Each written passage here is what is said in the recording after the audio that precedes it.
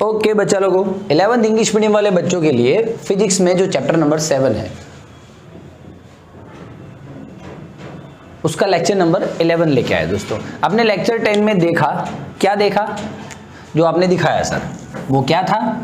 Suppose centre of mass steady है और बाकी सारे पार्टिकल्स रोटेट हो रहे हैं, है कि नहीं? तो ऐसे टाइप के मोशन को क्या बोल रहे थे हम? Rotational motion. ठीक है, रोटेशनल मोशन जिस एक्सिस के रिस्पेक्ट में होता है उस एक्सिस को क्या बोलते हैं? एक्सिस ऑफ रोटेशन, है ना, एक्सिस ऑफ रोटेशन। दूसरा दोस्तों हमने देखा था ट्रांसलेशन मोशन। कैसा? ट्रांसलेशन,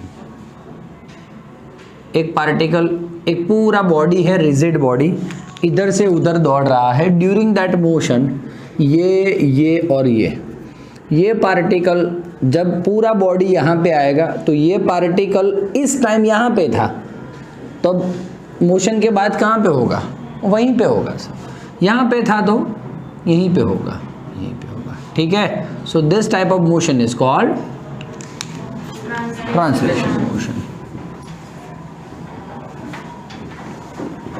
ठीक है सर।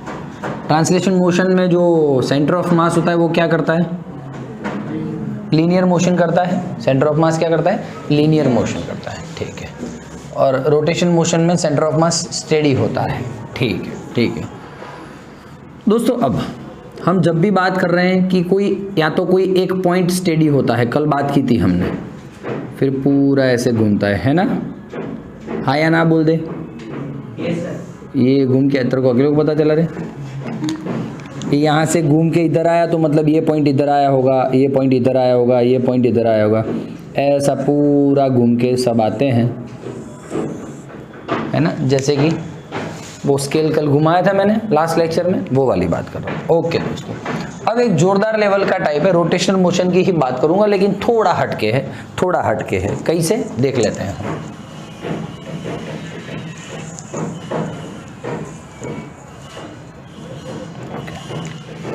मान लो दोस्तों मैं एक टॉप लेता हूं घुमाने वाला, ठीक है, और उसका जो नीब होता है वो कहाँ होता है? जमीन पे। उसको टिप बोलते हैं। क्या बोलते हैं? टिप, उसका जो कॉर्नर होता है। अब आप इमेजिनेशन क्या करते हो जब टॉप घूमता है?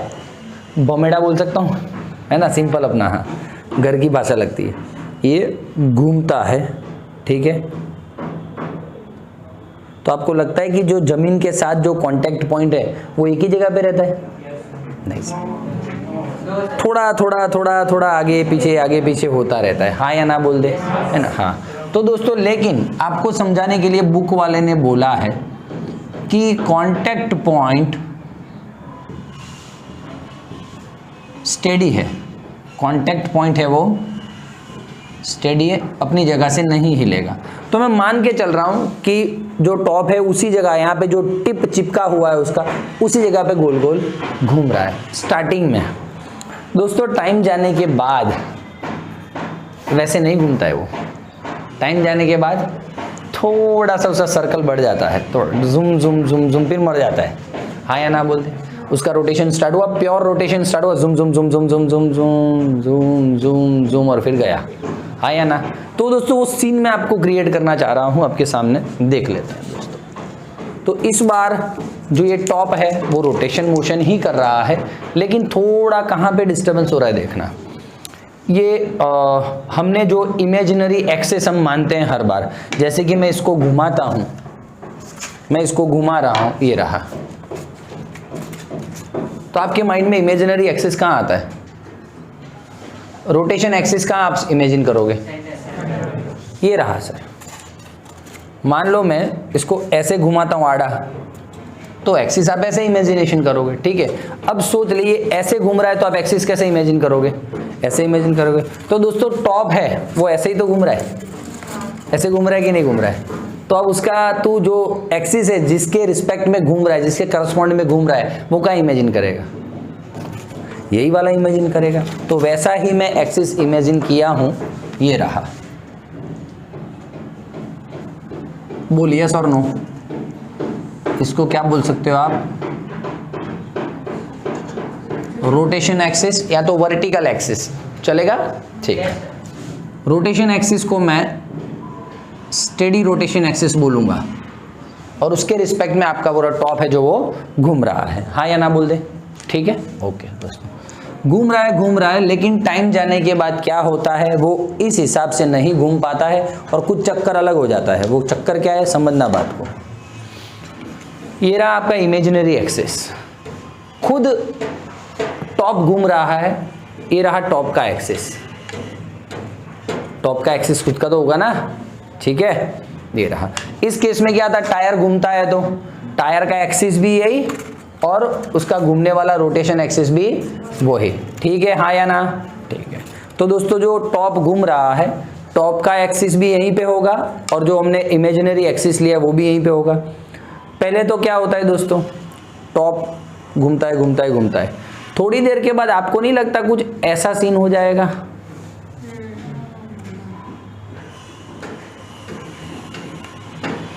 ये सिस्टम होगा और क्या होगा, और सर ऐसे इसका पाथ बढ़ जाएगा और पाथ बढ़ जाएगा, फिर ऐसे, फिर ऐसे और फिर गया।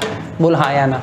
तो दोस्तों इस रोटेशन मोशन में चक्कर क्या हुआ पता है, देखा, इमेजिनरी एक्सिस के रिस्पेक्ट में पूरा जो टॉप है उसका एक्सिस ही रोटेट करने लगा।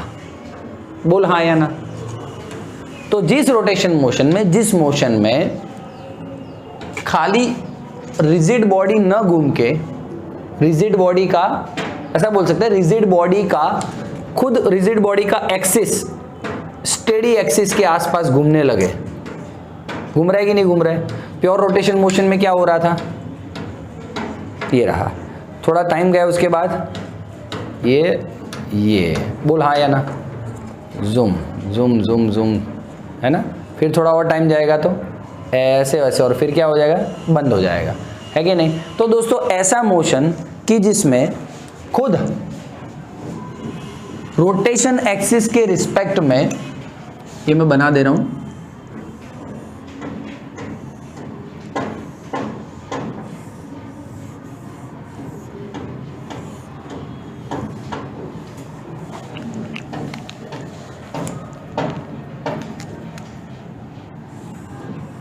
ये क्या है,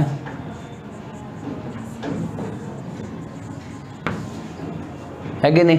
तो दोस्तों ऐसा मोशन जिसमें axis of top rotates around fixed axis, ठीक है? इसमें ऐसा नहीं होता था, इसमें ऐसा हुआ था क्या? अच्छा, ये वाले केस में ऐसा हुआ था क्या? नहीं सर, ये वाले केस में ऐसा हुआ कि पूरा जो रिजिड बॉडी है उसका एक्सिस ही घूमने लगा, ऐसा। तो दोस्तों that kind of motion is called precession. क्या बोलेंगे? प्रेसेशन, ठीक है? प्रोनाउंस क्या करेंगे? प्रेसेशन, है ना? ओके, क्लियर है? तो दोस्तों ऐसा मोशन जिसमें पूरा एक्सिस ही घूमने लगे, ठीक है? ऐसा दूसरे का एग्जांपल लेता हूं दोस्तों, पेडेस्ट्रियल फैन, टेबल पंखा जिसको बोलते हैं। कैसे देखना,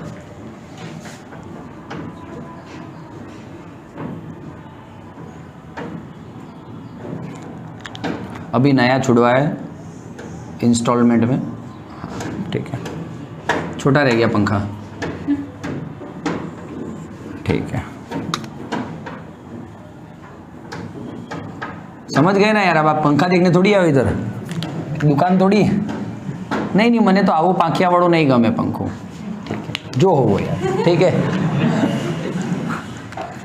अरे यार जीव ना खाईस तू। हाँ परफेक्ट, डन है सर, एक आधा आगा पाछा, ठीक है? अब दोस्तों ये ऐसे होता है, परफेक्ट सर,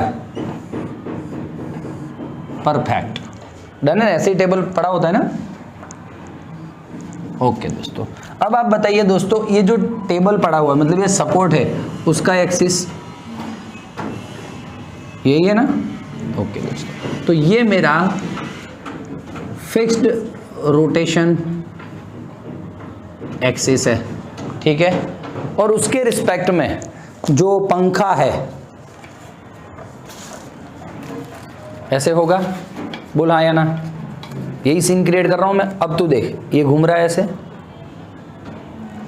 टेबल फैन तो ऐसे ही घूमता है ना। तो दोस्त तू देख पा रहा है, अभी भी इस केस में भी रिजिड बॉडी का जो एक्सिस है वो क्या कर रहा है, घूम रहा है। किसके रिस्पेक्ट में, फिक्स्ड एक्सिस के। ये यहां पे है। अब देख, पूरा मान लो चारों बाजू पंखा घूमता हो तो है कि नहीं, पूरा घूमता हो तो ऐसे।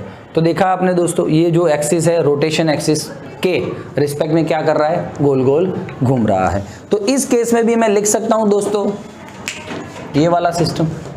बोल हाँ या ना। तो दोस्तों आपको मैं ये आइडियाज दे रहा हूं कि हर बार आप माइंड में फिट नहीं करना, आपको जी नीड भी पढ़ना है, इसलिए कि दोस्तों सेंटर ऑफ मास फिक्स्ड होना तो ही रोटेशन, बाकी नहीं सर, ऐसा नहीं दोस्तों। दूसरा ऐसा आपको देखने को मिलेगा। ठीक है, बोल डन है कि नहीं है।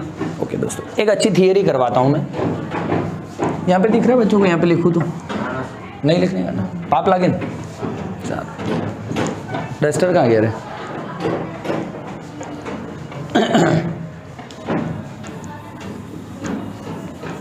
ओके, अब देखते हैं।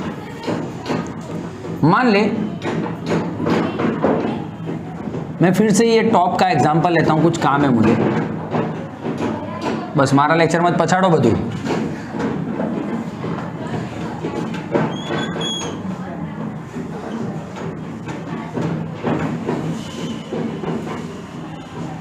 ओके, ये काका को सही में टाइम टेबल मेरा पता है।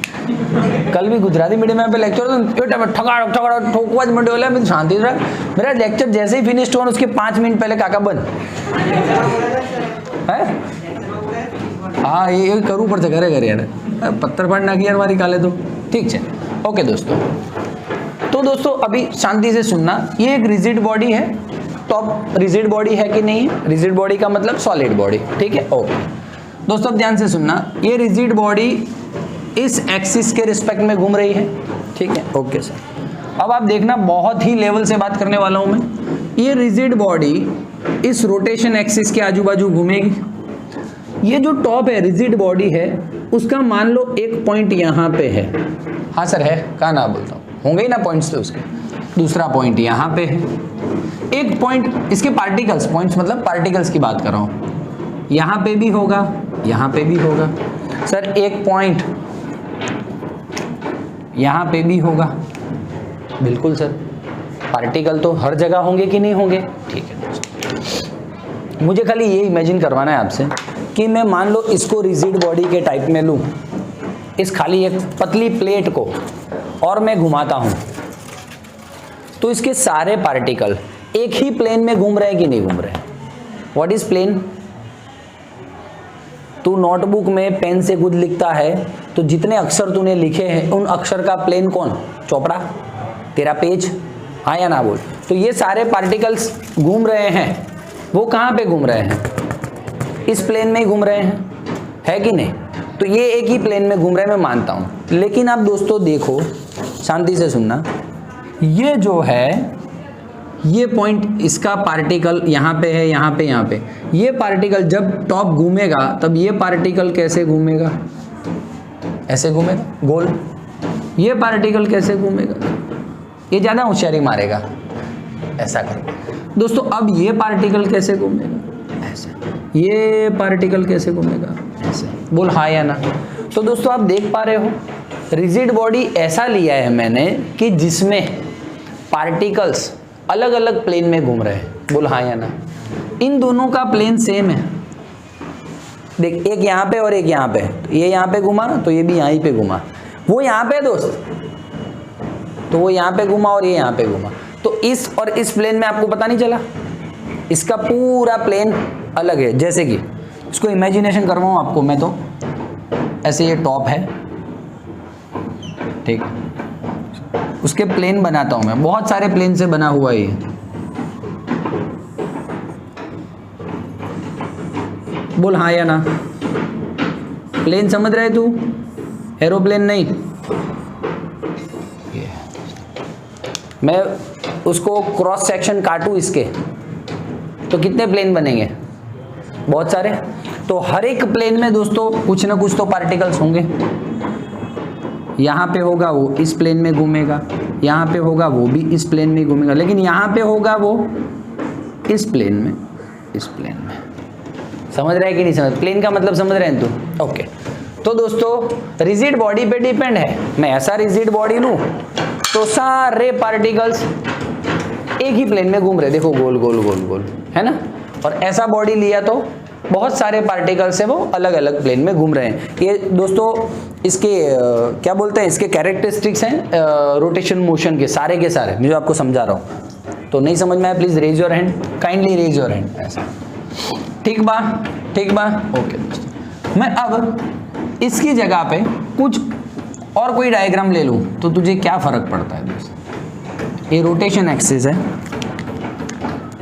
और उसके आजू बाजू में मैंने कुछ ऐसा बॉडी ले लिया, क्या फर्क पड़ रहा है तुझे? कुछ नहीं। इस बॉडी का रोटेशन एक्सिस ये होगा, इस बॉडी में भी दोस्तों एक पार्टिकल यहाँ पे होगा, एक यहाँ पे होगा, एक यहाँ पे होगा, है ना। तो ये भी घूमेगा, कैसे घूमेगा? इस प्लेन में घूमेगा, ये इस प्लेन में घूमेगा और ये स्टेडी रहेगा। मैं इसको पार्टिकल 1 नाम बोल देता हूँ, पार्टिकल 2 और पार्टिकल 3 नाम बोल देता हूँ। तो क्या मैं बोल सकता हूँ कि रिजिड बॉडी किस हिसाब से बना हुआ उस पर डिपेंड करता है कि पार्टिकल सिंगल प्लेन में घूमेंगे या बहुत सारे प्लेन में घूमेंगे? बोल हाँ या ना। ठीक है, यहाँ पे मैं ऐसा खाली डिस्कशन के लिए ऐसा लिख सकता हूँ, आप बुरा नहीं मानो तो। As shown in the figure, particle P1 perform circular motion. Okay, यहाँ पे सेंटर C1 ले लूँ और इस सर्कुलर पाथ का रेडियस R1 ले लूँ, चलेगा सर? चलेगा, है ना। ये पॉइंट P2 है, मतलब पार्टिकल P2 है, तो उसका रेडियस R2 ले लूँ और सेंटर क्या ले लूँ? C2 ले लूँ। ठीक है, तो अब तू क्या लिख पाएगा? थियरी तेरी फिनिश्ड हो गई दोस्त, मैं बोल गया वो सब। अब तू क्या लिख पाएगा थियरी तेरी एग्जाम में? बोल, right the characteristics of the rotation motion. के रोटेशन मोशन कैसे भी हो सकता है, मतलब उसके पार्टिकल्स का नॉलेज दीजिए। तो बोल क्या लिखेगा? As shown in figure, let us consider a rigid body, let us consider a rigid body rotating around the z axis। उसने मुझे इसको क्या बोल दिया है? z axis। एक्चुअल में आप जेन्युइनली पढ़े हो तो आपको पता है ये होता है z, ये तो y होता है और ये x होता है, लेकिन आपके इस चैप्टर में एनसीईआरटी टेक्स्ट बुक में इसको z लिया है, इसको y लिया है और जो बाहर निकल रहा है उसको x लिया है। तो अब सिस्टम क्या हो गया? इसमें आ जा, ये क्या हो गया तेरा? x, ये हो गया y और ये हो गया z। कोई क्या फर्क पड़ता है? आप तो किसी को भी कुछ भी ले सकते हो ना, तीनों परपेंडिकुलर होने चाहिए। ठीक है, आ जा काका, आजी थोड़ो। As shown in figure, let us consider a rigid body rotating about the z axis, या तो perform rotational motion about the z axis।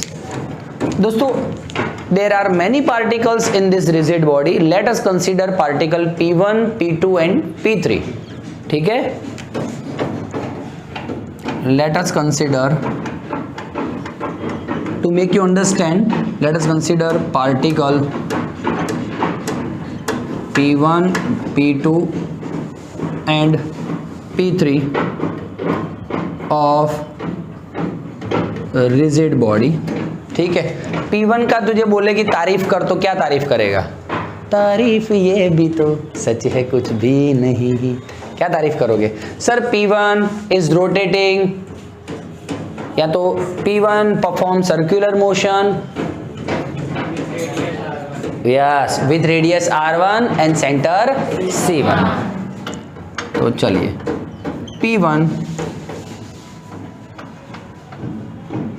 Perform लिख देते हो ना,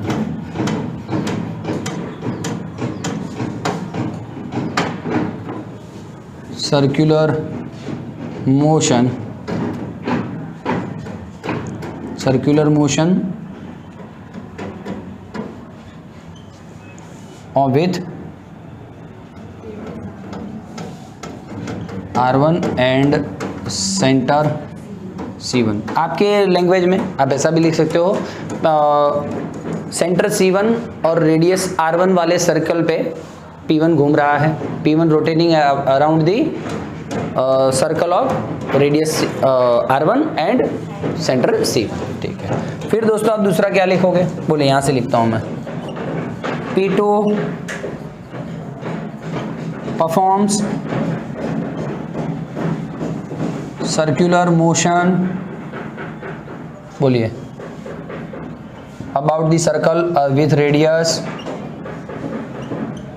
R2 and center C2. Here P3 is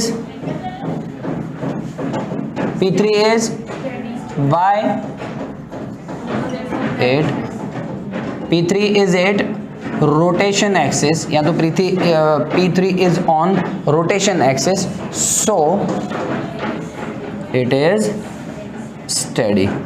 ठीक है, तो दोस्तों मैं ऐसा बोल सकता हूं P3 जैसे तो सर बहुत सारे पार्टिकल्स होंगे जो रोटेशन एक्सिस पे होंगे, बोल हाँ या ना। कहां पे ड्रॉ करूं मैं? सर ये रहा, ये रहा, ये रहा, ये रहा, बहुत सारे है ना। तो मैं ऐसा लिख दूं, there are many particles like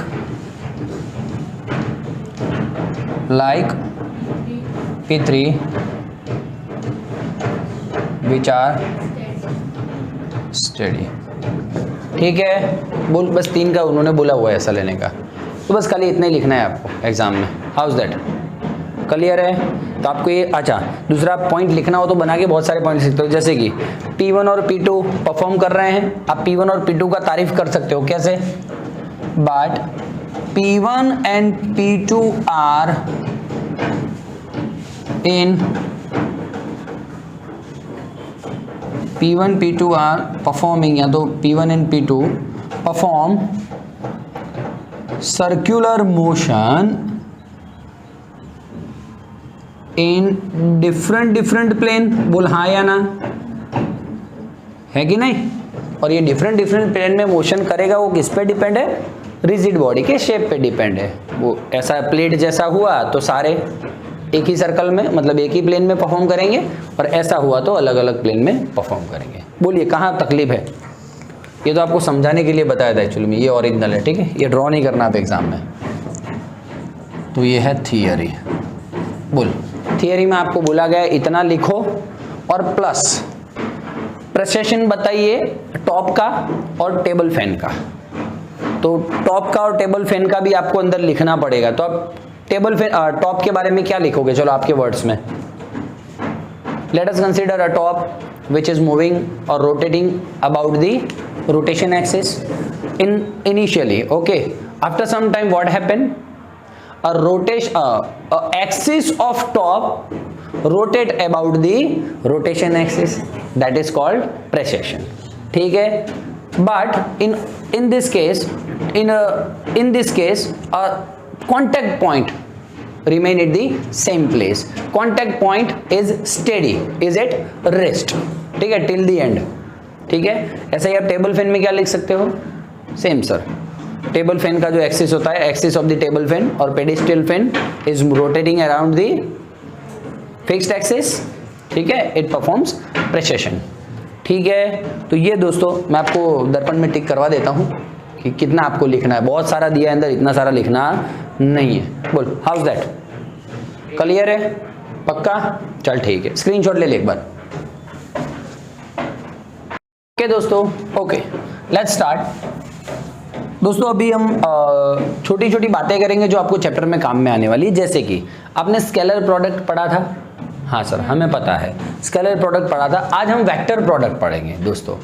vector product आप सीख चुके हो मेरे हिसाब से, तो है ना, चल गया ना आपका चैप्टर 4 में शायद। ओके, फिर भी हम इस चैप्टर में आपका वेक्टर प्रोडक्ट का थियरी है 2-3, वो हम एक बार देख लेते हैं। कुछ नया आएगा जो आपको नहीं पता होगा तो हम देख लेंगे। चल आजा दोस्तों, पहला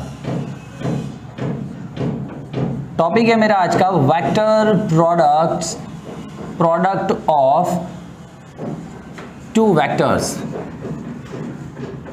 ये वेक्टर्स होते क्या हैं सर, कैसे होते हैं, आपने कभी देखा है इनको, हैं देखा है कभी वेक्टर्स को, कभी सुना है आपने कि ऐसा होता है ऐसा होता है, बोलो क्या होता है पटेल। डायरेक्शन बताने के लिए हम वेक्टर यूज करते हैं, ठीक है, ये भी हो सकता है। तो दोस्तों डायरेक्शन का मजा ये है, सुनना बात को ध्यान से, मान लो कि मैं 2 वेक्टर्स लेता हूं A और वेक्टर B, उनका आपको यदि स्केलर प्रोडक्ट तो डॉट प्रोडक्ट, तो आप क्या करते थे, बीच में टपका मार देते थे, है ना। ओके दोस्तों, मैं वेक्टर प्रोडक्ट की बात कर रहा हूं तो मैं चौकड़ी मारूंगा, क्रॉस प्रोडक्ट, है ना, it is called cross product. तो दोस्तों इसका डेफिनेशन क्या होता है, वेक्टर प्रोडक्ट ऑफ या तो क्रॉस प्रोडक्ट ऑफ 2 वेक्टर्स का। पहले तो हम फॉर्मूला लिखेंगे, क्या होता है, और n कैरेट, है ना, n कैरेट में लिख रहा हूं, 2 मिनट इसको समझते हैं। ये दोस्तों अब मुझे इस पर से डेफिनेशन लिखने को बोला है आपके चैप्टर 7 में, तो अब क्या डेफिनेशन लिखेंगे, value of A B and the sine of theta, value of A B and sine function of theta, इन सब का प्रोडक्ट करे तो, हाँ सर, है ना, तो क्या मिल जाएगा मुझे, आंसर मिल जाएगा, वो आंसर क्या होगा, A क्रॉस B होगा। जैसे कि एक छोटा सा एग्जांपल लेता हूं मैंने एक ले लिया है A यहाँ पे और B यहाँ पे, ध्यान से सुनना, उसको कैसे फाइंड करते हैं क्या है मैं सारा समझाऊंगा, ठीक है। A को ले लिया है 2 I कैरेट और उसके ले लिया है 3 J कैरेट, ऐसे ही कुछ लेते थे आप, ठीक है ना, ओके दोस्तों, ठीक है। अब इसके बीच का थीटा है 30, तो क्या करोगे आप, नॉर्मल बात है, A का वैल्यू 2, B का वैल्यू, 2 मिनट के लिए रुक जा, और साइन 30 का वैल्यू 1/2, ऐसे ही आप करोगे। हाँ मुझे I और J कैरेट लगाना चाहिए यहाँ पे, मुझे पता है, लेकिन आपको समझाने के लिए, थीटा ये रहा, दोनों के बीच का एंगल वही था ना, और A और B क्या होता है, जो वेक्टर आपको दिए उसका वैल्यू, तो आप ऐसे रख के जो आंसर लाओगे वो क्या होगा आपका, vector product of that 2 vector, ठीक है। तो डेफिनेशन कैसे लिखोगे बोलो, vector product of 2 vector is, it is a product of what, product of value of A and B and sign of given angle or theta is called cross product या तो vector product of 2 vectors. और आपकी भाषा में बात करूं तो, chapter 4 की भाषा में बात करूं तो, यदि किसी दोनों वेक्टर का प्रोडक्ट करे और आंसर वेक्टर ही मिले तो उसको क्या बोलेंगे आप, वेक्टर प्रोडक्ट, ठीक है। किसी 2 वेक्टर का प्रोडक्ट करने पे आंसर क्या मिले, वेक्टर ही मिले, तो उसे क्या बोलेंगे, वेक्टर प्रोडक्ट। जैसे कि आपने चैप्टर 6 में पढ़ा दोस्तों, किसी 2 वेक्टर का डॉट प्रोडक्ट करते हैं तो आंसर मुझे स्केलर मिलता है, बोला है या ना, है कि नहीं। किसी 2 वेक्टर का, एफ भी वेक्टर है, फोर्स भी वेक्टर है, डायरेक्शन चाहिए, डी डिस्प्लेसमेंट भी वेक्टर है, उनका डॉट प्रोडक्ट मतलब कि स्केलर प्रोडक्ट करूं तो आंसर स्केलर आ रहा है, तो it is called scalar product of what, 2 vectors. 2 vector का स्केलर प्रोडक्ट क्या आंसर मिलता है, स्केलर। तो ऐसे ही 2 वेक्टर्स का मैं वेक्टर प्रोडक्ट करूं और आंसर क्या मिले, वेक्टर मिले, तो उसे क्या बोलते हैं दोस्तों, वेक्टर प्रोडक्ट। ये भी आप लिख सकते हैं, और ये नहीं लिखना हो तो आपकी बुक में ये दिया है,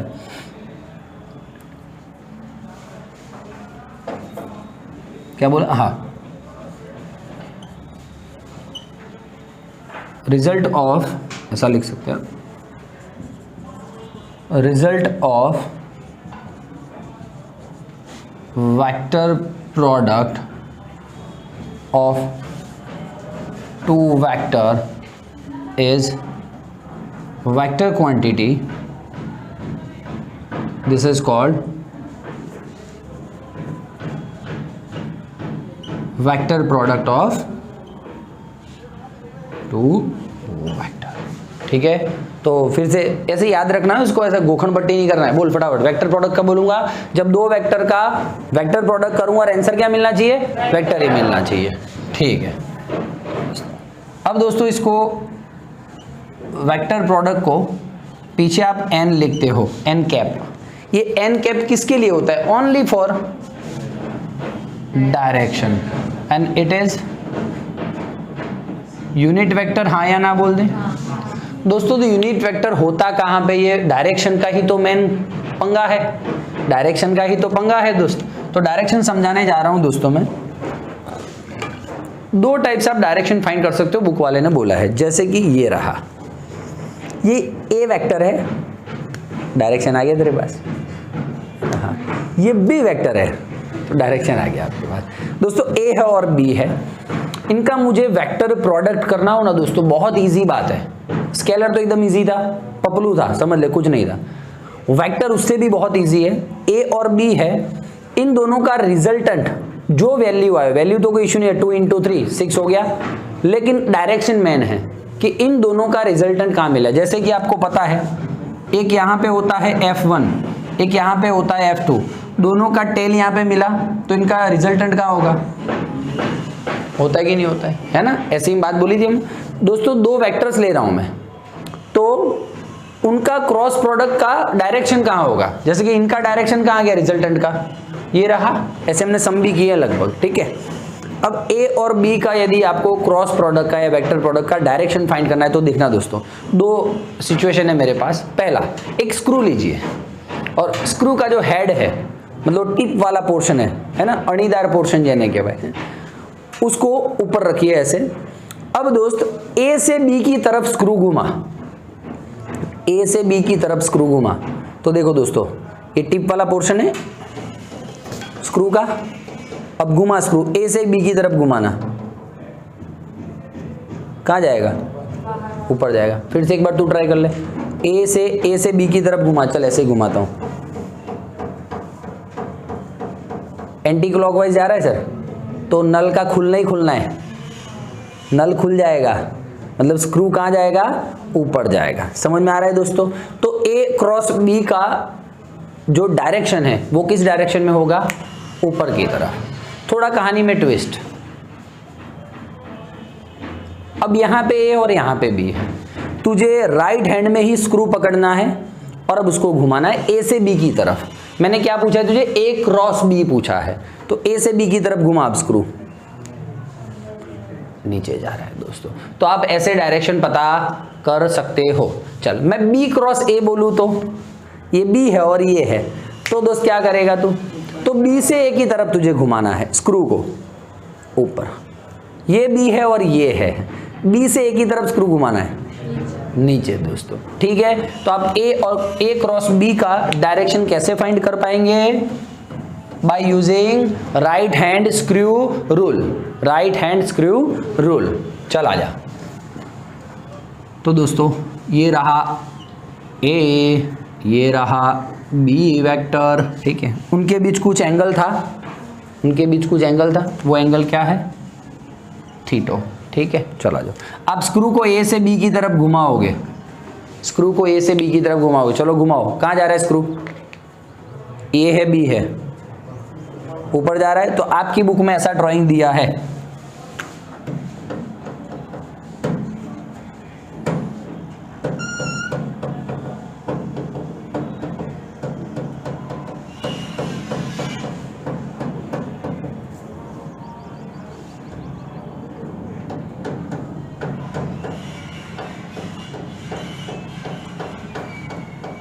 बोल चलेगा?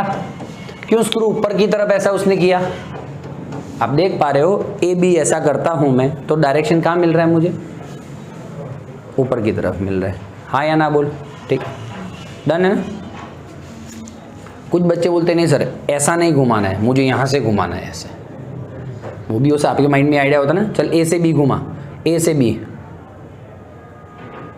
कहाँ जा रहा है? ऊपर ही जा रहा है, देख ले तो, ट्राई कर ले, है कि नहीं? तो दोस्तों इसलिए उसने ऐसा ड्राइंग किया है। चलेगा? पक्का ना?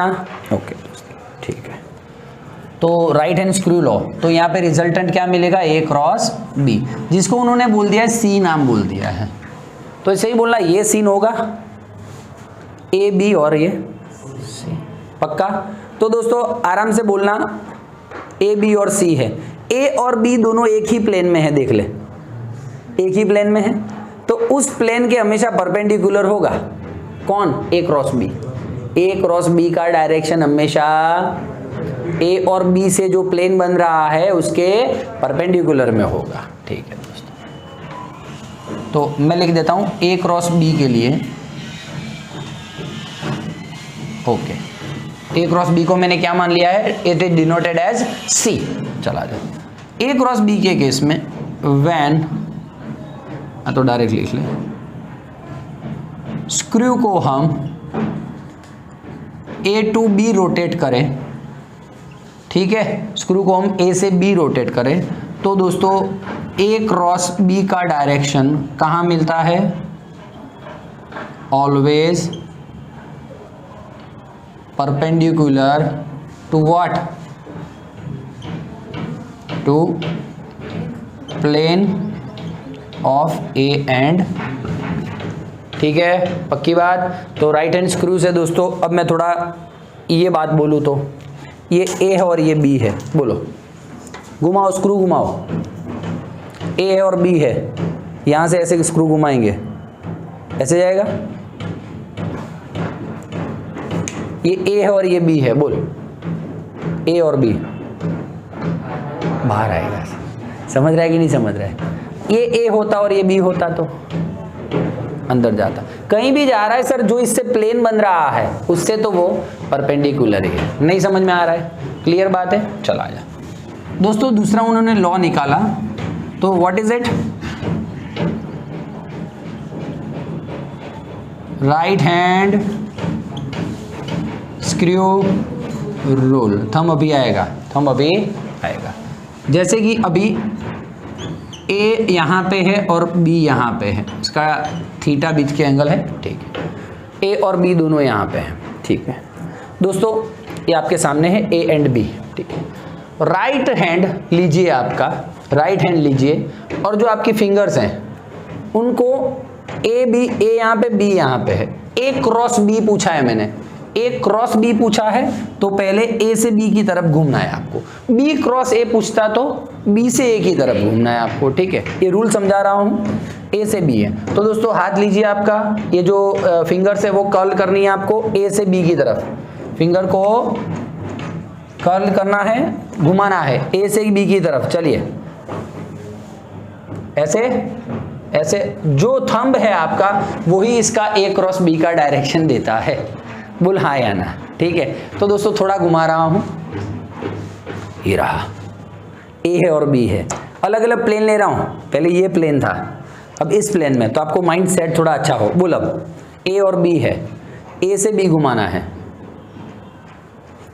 ऊपर की तरफ, ये ए और ये बी है, हैंड तो राइट ही लेना है, ए से बी पे उंगलियों घुमाना है, आप घूमना नहीं हो पूरा ऐसा ऐसा करके, हाँ, चल ए से बी कहाँ जा रहा है, ये ए है और ये बी है, ए से बी की तरफ घूमना है अंदर, ठीक है। लेकिन इसमें भी देखा सर हमने perpendicular to the plane of A and B. तो दोस्तों इस केस में बोलो आपका थंब कहाँ जाएगा, ए और बी वाले केस में ऊपर ना। तो दोस्तों उसने बुक वाले ने ऐसा कुछ डायग्राम बनाया है, माफी चाहता हूं मैं डायग्राम की पथारी घुमाने वाला हूं,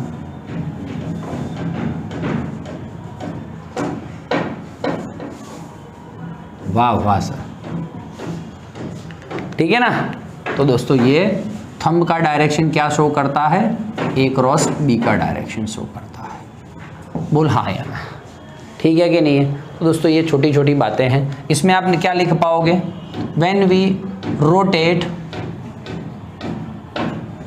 फिंगर, और हम रोटेट की जगह पे क्या कर सकते हैं, when we curl the, curl मतलब घुमाना, finger from A to B, तो क्या होगा,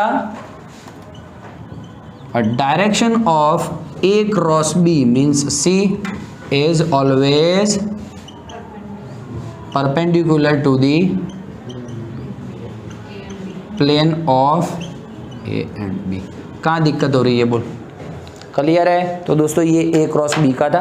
नेक्स्ट लेक्चर में हम इसके रूल हैं वेक्टर के, जैसे कि स्केलर में रूल था, याद है आपको? ए डॉट बी है, इसको हम बी डॉट ए लिख सकते हैं, है ना? यस, है ना? तो दोस्तों ऐसे ही रूल में वेक्टर्स में नेक्स्ट टाइम नेक्स्ट लेक्चर में हम लेंगे। वेक्टर्स में ऐसे रूल होते हैं, ठीक है ना? उसके बेस से हम फिर आगे सम करेंगे और फिर नया टॉपिक लेंगे।